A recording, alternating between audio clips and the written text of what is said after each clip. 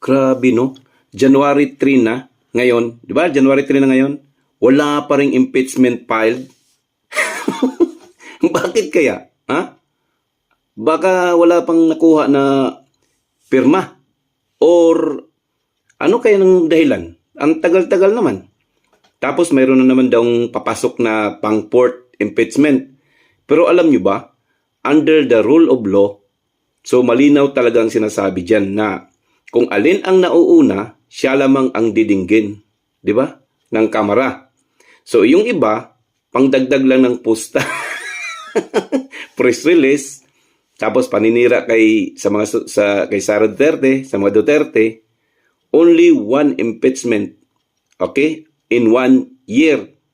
Tapos sa makatwid, yung impeachment 2, 3, at saka yung bagong i-file nila, dismiss na yon, dismiss. So ang una